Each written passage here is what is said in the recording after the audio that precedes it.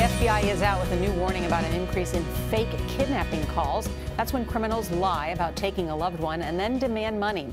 Well, the FBI is launching an awareness campaign today to fight the growing scam. Anna Werner is here with how the agency is asking the public for help. Anna, good morning. I can't imagine getting a call like this. Right. Good morning. Well, we've reported on the people around the country who get calls from supposed kidnappers telling them to send the money or else. Now the FBI is investigating at least one of the groups doing it and wants to know who else may have fallen victim to this scam. I don't think my adrenaline's ever been that high. The kidnapping calls came to a father in the Dallas area. He told me that if I dropped this call that he was going to kill my son. And the Boston area mother of this young woman. And he said, I have your daughter, she's in the back of my van, and I'm going to kill her. Kidnappers called Valerie Sobel in Los Angeles, too, saying they'd taken her daughter. The man says, we have cut off her finger, and if you want the rest of her in a body bag, it's your choice.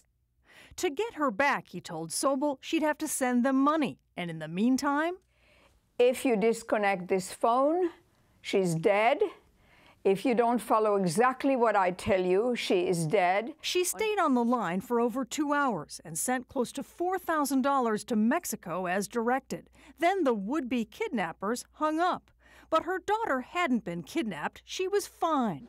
But the FBI says these fake kidnapping calls are on the rise. It's a quick get-rich-quick scheme where they can extort victims and have them wire money into Mexico. Tim Ferguson is an FBI assistant section chief who says those calls usually come from criminals in Mexican prisons.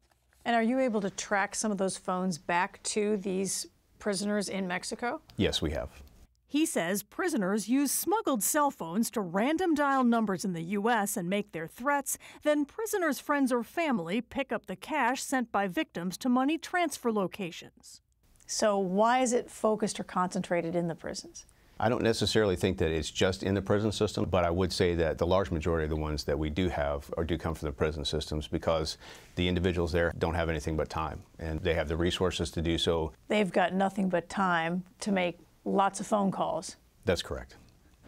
Ferguson says his agents are honing in on one ring of criminals so far, but the FBI is now asking the public to help find others by reporting any fake kidnapping calls they've received. The FBI's goal? To prosecute offenders, something that did happen in Sobel's case. At least one woman was indicted in federal court on charges including conspiracy to commit wire fraud. They're always learning and they're always adapting and trying to figure out how to make the extortion scheme better.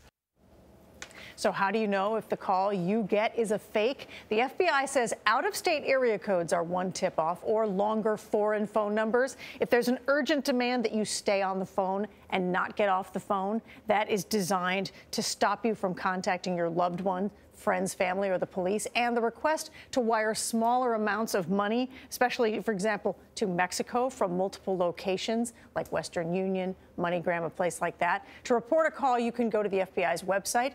They want to hear from people. Even if you didn't fall victim to the scam, they want you to call. What a predatory scheme. I can't believe it actually works. It's so good that we're making people aware of how not to fall prey to it. Because people kind of immediately panic, and sometimes there'll be a voice screaming in the background, and they'll say, that's your daughter screaming for her life.